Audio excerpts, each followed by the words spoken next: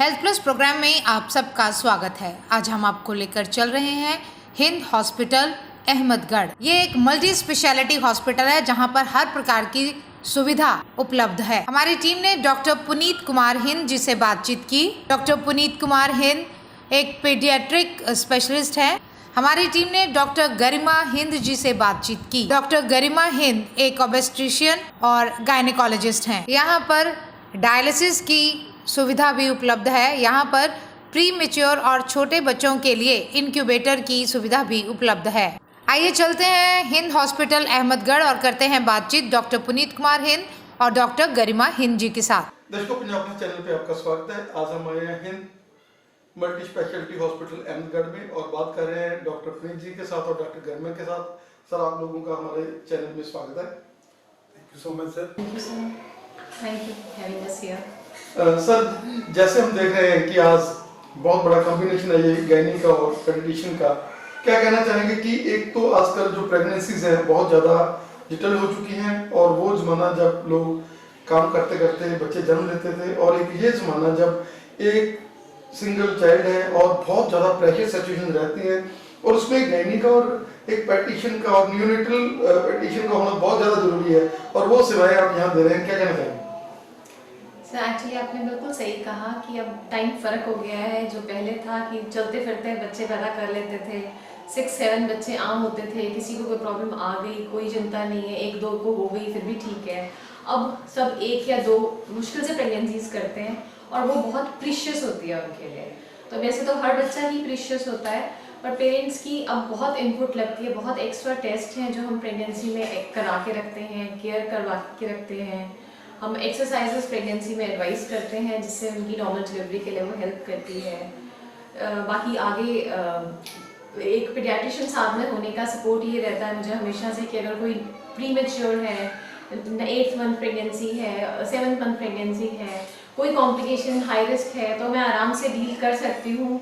Being की doctor Puneet की support है, नर्सरी है, NICU केयर अवेलेबल है, तो that backup is already there. तो अब जैसे कल परसों हम एक केस कर रहे थे, कुछ भी नहीं था, इलेक्टिव केस था, कोई कॉम्प्लिकेशन नहीं थी।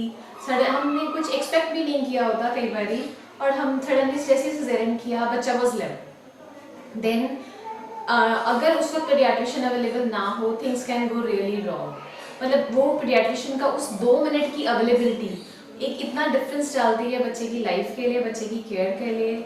I think it is worth giving a life जब पीडियाट्रिशियन हमारे एक गायनेकोलॉजिस्ट के साथ होता है। It is really a lot of support. अपनी जी, जैसे ये जो एरिया है अहमदगढ़ का, यहाँ के लोग पहले लुधियाना, चंडीगढ़ और दूर दूर जाते थे, और क्या कहना चाहेंगे कि ये जो सारी एरिया है उस एरिया के लिए आप लोग एक वरदान साबित हुए। पहले तो एक टर्शरी हॉस्पिटल जो आपने बनाया है जिसमें आपने हर तरह की सेवाएं, MD मेडिसिन आपके पास है और डॉक्टर भी आपके पास हैं, और आपने इसको मल्टी स्पेशलिटी का एक पूरा रूप दिया हुआ। दिस हॉस्पिटल, ये जो हॉस्पिटल है हमारा इन मल्टी स्पेशलिटी हॉस्पिटल, ये मेरे फादर का एक ड्रीम प्रोजेक्ट था। My father is mister Vijay Kumar Hind. He was MSc gold medalist microbiology honours से। ये उनका ड्रीम था कि इस एरिया में एक ऐसा हॉस्पिटल बनाया जाए जो लोगों की जो खासकर जो लोग लुधियाना नहीं जा सकते, अफोर्ड नहीं कर सकते, उनके लिए एक हॉस्पिटल बनाया जाए कि यहाँ पे उनको सारी फैसिलिटीज़ मिले। And I am happy that my wife is gynaecologist. तो ऐसे बहुत सारे बच्चे हैं जो आजकल प्री मैच्योर डिलीवर हो जाते हैं, और सबको पता है कि अगर प्री मैच्योर डिलीवरी होगी 1-1, 2-2 महीने रहना पड़ता है। एंड सबको पता है लुधियाना का खर्चा, और जो बेचारे बिल्कुल कुछ नहीं कर सकते, जिनके पास हैंड टू माउथ है, वो कितने जाएंगे।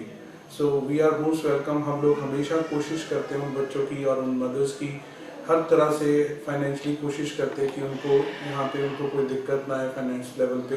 And will try to do the best जो लुधियाना में फैसिलिटी देने की हम लोग जो होता है वहाँ पे will try to give it in a small town Ahmedgarh में हम वो देने की पूरी कोशिश कर रहे हैं, और जो अभी भी कर रहे हैं और आगे भी करते रहेंगे।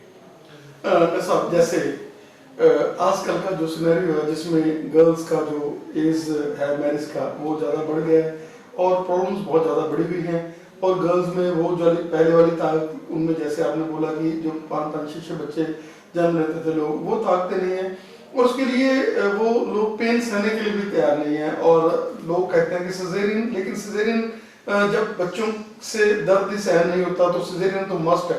क्या कहना चाहेंगे कि सिजेरियन की दर जो बढ़ने का कारण है वो ये नहीं है कि डॉक्टर्स का जो माइंड सेटअप है वो सिजेरियन की तरफ है, बल्कि बच्चों की ताकत इतनी रह गई है और कॉम्प्लिकेशंस बहुत ज्यादा है। ये बात आपकी सही है कि कॉम्प्लिकेशंस थोड़ा सा हम जैसे मॉनिटरिंग सिस्टम्स हैव इम्प्रूव्ड। अगर पेशेंट एक लेबर में चल रहा है, फीटल हार्ट रेट मॉनिटरिंग की अच्छी मशीन्स हैं जो हम CTG मशीन्स बोलते हैं, जिसमें अगर थोड़ी सी भी बच्चे की हार्ट बीट कम हो रही है, ज़्यादा हो रही है, ताकि बच्चे को प्रॉब्लम आने से पहले हम पिकअप कर सकते हैं और हम सिजेरियन कर सकते हैं। डेफिनेटली उसके साथ सिजेरियन का रेट थोड़ा सा बढ़ गया है, पर एट द सेम टाइम वो बच्चे की सेफ्टी भी इंश्योर करता है। तो सेकेंड चीज़ आपने कही कि लेडीज़ पेन नहीं सहन करना चाहती, उनके लिए सिजेरियन अकेली ऑप्शन नहीं है। सिजेरियन तो एक लास्ट रिजॉर्ट है, that is abdominal delivery, but painless delivery की ऑप्शन हम पेशेंट्स को देते हैं जो पेन नहीं सहन करना चाहते। बाहर तो सब डिलीवरीज, अगर इंडिया से बाहर की हम बात करें तो वहाँ चॉइस नहीं है, वहाँ तो एक रूटीन ही है कि सबने पेनलेस डिलीवरी ही करवानी है। बट हमारे अपने सेटअप पे we are giving an option, हम चॉइस देते हैं पेशेंट को। अगर पेशेंट पेनलेस डिलीवरी लेना चाहता है तो उसको नॉर्मल डिलीवरी का कंफर्ट भी मिलेगा, एट द सेम टाइम वो पेन फ्री भी रहता है।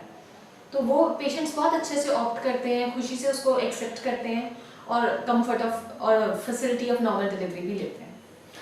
जैसे हम बच्चे की बात कर लें, जब बच्चे छोटे जन्म लेते हैं तो जॉन्डिस से लेकर, क्योंकि पीलिया तो तकरीबन हर बच्चे को होता ही है, और वो भी एक मॉनिटरिंग वाली जरूरी बात है कि आप लोग उसको कैसे मॉनिटर कर रहे हैं। आप यहाँ पर वो सेवाएं से लेकर हर तरह की सेवाएं बच्चे को दे रहे हैं, और छोटे छोटे बच्चे हैं जो यहाँ से बड़े होते हैं, और यहाँ पर बड़े आपके पास आगे MD मेडिसिन है। पहले आप लोग बच्चे को यहाँ गायनी वाला काम होता है, उसके बाद पेडिशन वाला होता है, उसके बाद बड़े हो जाते हैं तो यहाँ MD मेडिसिन, तो हर चीज यहाँ पर उपलब्ध है। क्या कहना चाहेंगे कि बच्चों में न्यूनेटल आजकल प्रॉब्लम तो है ही, लेकिन जन्म के बाद भी आजकल बहुत ज्यादा प्रॉब्लम्स हैं, और बच्चों को किसी एक ही डॉक्टर के पास, जैसे रिकॉर्ड जैसे हमने आपसे देखा कि आपके पास हर बंदे का रिकॉर्ड है, तो यू नो कि कैसे उसकी पहले वाली हालात थी और कैसे। जी सर, आपने सही कहा कि आजकल जो न्यूनेटल जॉन्डिस है पहले से कंपैरेटिवली ज़्यादा है। नॉर्मली हम लोग 72 आवर्स के बाद भी मतलब हम लोग गायनी पीरियडिक प्रैक्टिस होने की वजह से जैसे बेबी डिलीवर होता है तो मॉर्निंग में हमारा राउंड रहता है कि बेबी के ऊपर पूरा हम ध्यान रखते हैं कि किसी लेवल पे we can detect early jaundice 24-48 hours के अंदर। अगर हमें लगता है कि इसका जॉन्डिस काफ़ी हाई है तो हमारे पास यहाँ पे नर्सरी है, तो हम उसको फोटोथेरेपी शुरू कर देते हैं, और जो भी आगे उसकी फॉर्मेलिटीज़ है या जो भी आगे फर्दर ट्रीटमेंट है उनको हम पूरा करते हैं। यहाँ पे आपकी बात बिल्कुल सही है सर, यहाँ पे रिकॉर्ड जो है वो सारा मेंटेन रहता है from day 1 to day 14 years तक। मेरे पास हर बच्चे का रिकॉर्ड मेंटेन है, उसका ग्रोथ चार्ट है, उसका वैक्सीनेशन रिकॉर्ड है, एंड आजकल पेरेंट्स भी अवेयर हैं, सबको होता है कि सारा रिकॉर्ड हमारे पास होना चाहिए, बच्चे को पहले क्या हुआ था, कौन सी बीमारी चल रही है। वी कैन डिटेक्ट कि बच्चा बार बार रेस्पिरेटरी के साथ आ रहा है या बच्चा बार बार डायरिया के साथ आ रहा है, या उसकी ग्रोथ पे कितना इफेक्ट है, उसकी ग्रोथ चार्ट कैसे चल रहा है। So we are all the facilities are available here and we are doing the job. Doctor साहब, अगर हम बात कर लें आजकल यंग बच्चों की बात कर लें, 14-15 साल के बच्चों की बात कर लें, तो PCOD का बहुत ज़्यादा बढ़ना जो हो चुका है, और आगे जाकर ये एक हर्डल बन जाता है फर्टिलिटी में भी। क्या कहना चाहेंगे कि क्यों इतनी ज़्यादा ये जो PCOD का एपिडेमिक का बढ़ा हुआ है? Sir actually the whole thing starts from हमारी फार्मिंग।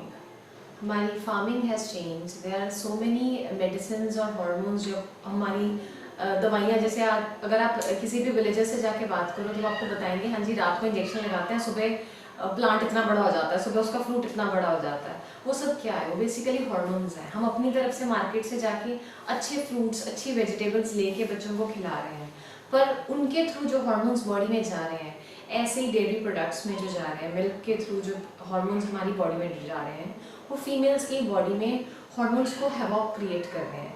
PCOD एक प्रॉब्लम है ही है, उसके साथ जो एक एपिडेमिक की तरह प्रॉब्लम आ रही है वो आ रही है अर्ली मिनाप की। जो बच्चों को पीरियड जो पहले 11-12 की एज में शुरू होते थे, अब हमारे पास कितने बच्चे हैं जो 9-8 ईयर्स पे भी आ जाते हैं पीरियड्स के साथ। मदर्स को बहुत चिंता होती है, ऑब्वियसली फैमिली मेम्बर्स को, बच्चा भी मेंटली रेडी नहीं है उस चीज़ को हैंडल करने के लिए, हाइट पर इफेक्ट आना शुरू हो जाता है। तो these all things are related, जो हमारा डाइट पैटर्न्स चेंज हो रहे हैं, तभी इतना प्रमोशन होती है कि हाँ जी ऑर्गेनिक फार्मिंग करना चाहिए। इनफैक्ट मैं ये सबको सलाह देती हूँ, अपने पेशेंट्स को भी सलाह देती हूँ कि आपके आसपास में अगर कोई छोटी सी भी लैंड है तो उसको यूज़ करो, जो डेली की अपनी चीज़ें हैं उसको आप ग्रो करना शुरू करो। एट द सेम टाइम जो सेकेंड लाइफस्टाइल जो चेंज है पीसीओडी के लिए जो इम्पोर्टेंट है, दैट इज़ फिजिकल वर्कआउट। बच्चे अब सब मोबाइल पे ग्लूड हैं, वो बाहर जो खेलने की एक्टिविटीज़ होती थी जो उनको फिजिकली स्ट्रॉन्ग रखती थी, मतलब पुराने तो क्या कहूँ मैं, मतलब आज से 20-25 साल पहले पतले बच्चे ही मिलते होते थे। आज चाइल्डहुड ओबेसिटी इतनी कॉमन है, वो चाइल्ड ओबेसिटी का is direct link to PCOD also. I tell my patient PCOD की कि प्लीज़ जाओ वेट लूज करके आओ। बच्चों को आप एक्सरसाइज में नहीं डाल सकते, बच्चों के लिए मुश्किल है एक्सरसाइज करना, तो टेल देम जो गेम पसंद है आप वो गेम खेलो। मतलब वो चीज़ें लाइफस्टाइल के लिए ज़रूरी हो जाती हैं। That these are the 2 main reason जिसकी वजह से पीसीओडी बढ़ता जा रहा है।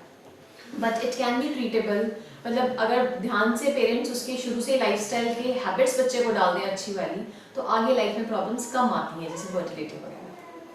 डॉक्टर साहब, क्या क्या फैसिलिटीज छोटे बच्चों के लिए और एज ए पेडिट्रिशियन जैसे आपके पास हाई क्लास नर्सरी है, और क्या क्या फैसिलिटीज अवेलेबल हैं? Sir starting from the sir यहाँ से हम लोग लेबर रूम से शुरू हो जाते हैं सर। लेबर रूम में हमारी फैसिलिटीज़ है बेबी रिसीविंग की। उसके बाद अगर कोई दिक्कत आती है then we shift to NICU. NICU में हम लोग प्रीमेच्योर बेबीज़ को रखते हैं। We have all the facilities for PICU के लिए। Then we have PICU paediatric intensive care unit we have. उसके बाद हमारे पास प्राइवेट रूम्स हो गए sir, and we have wards है हमारे पास यहाँ पे। फिर उसके बाद वी हैव एक्सरे मशीन है, अल्ट्रासाउंड मशीन है, एक्सरे ओटी है हमारे पास, मॉडलर ओटी है हमारे पास। उसके बाद हमारे पास परमानेंट यहाँ पे भी है पीडियाट्रिक सर्जरी हमारे पास आती है सर, पीडियाट्रिक ऑर्थो है हमारे पास यहाँ पे, एंड अस्थमा क्लिनिक है हमारे पास, वैक्सीनेशन सेंटर है हमारा, एंड उसके बाद मेडिसिन डिपार्टमेंट भी है हमारे पास। गायनी में वी हैव हमारे पास डिलीवरी के लिए है परमानेंट मैम यहाँ पे 24 एनएससीजी हमारे पास 24 आवर्स हमारे पास है सर। फॉर गायनी मैम के लिए मैम यहाँ पे LAVH करते हैं यहाँ पे, और अदर प्रोसीजर हैं हमारे पास। Then we have ultrasound room, and ma'am खुद हमारे यहाँ पे जो है डॉक्टर गरिमा वो खुद अल्ट्रासाउंड करते हैं यहाँ पे।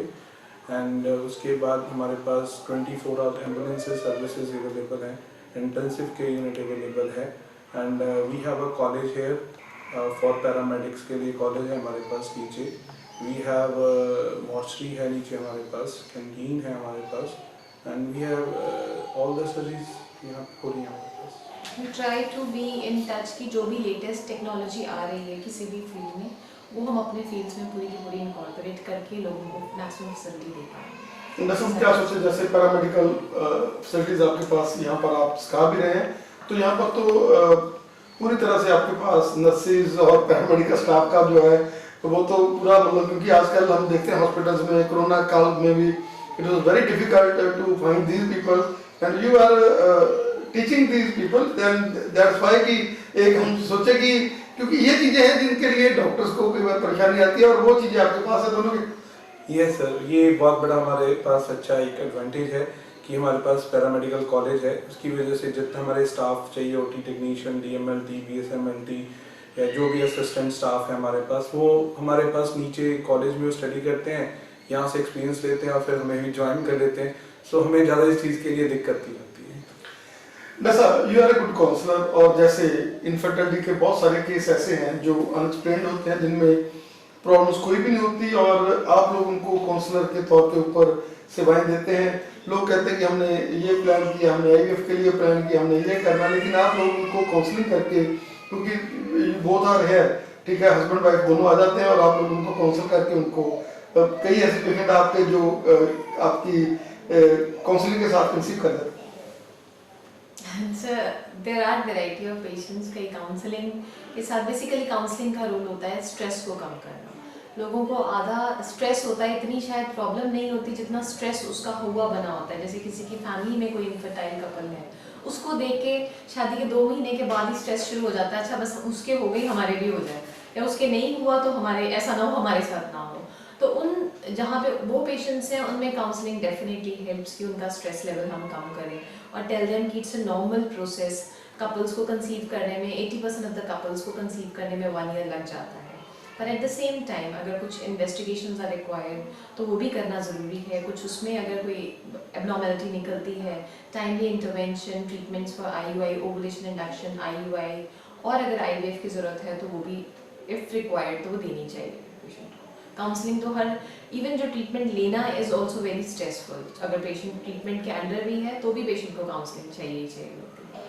Doctor you both are an institution और आपने हमें समय दिया।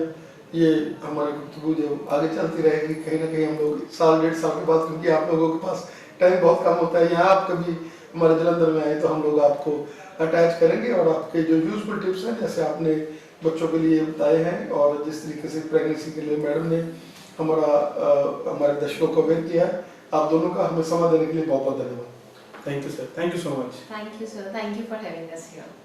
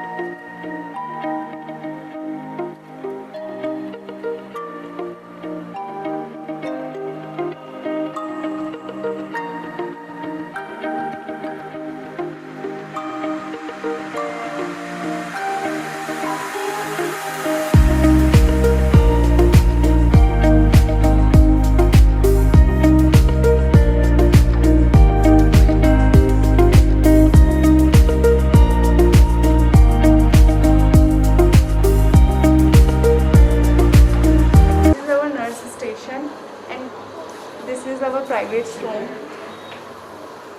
बस हम देख रहे हैं कि प्राइवेट रूम जो है जिसमें टीवी लगा हुआ है, रेफ्रिजरेटर है, फ्रिज है और हर तरह की फैसिलिटी यहाँ पर मौजूद है। और क्या कहना चाहेंगे कि ये एक ऐसा मतलब माइंड में सेटअप था डॉक्टर साहब कि हमने यहाँ पर एक ऐसा हॉस्पिटल बनाना है जिसमें बहुत सारे फैसिलिटी जो भी पेशेंट, क्योंकि बच्चों के पेशेंट आते हैं, गैनी के आते हैं, तो उनको एक हर मॉडर्न क्लास की फैसिलिटी मिले, सभी को फैसिलिटीज़ मिले। रेफ्रिजरेटर है, बेड है, इधर अटैच बाथरूम है, टीवी है।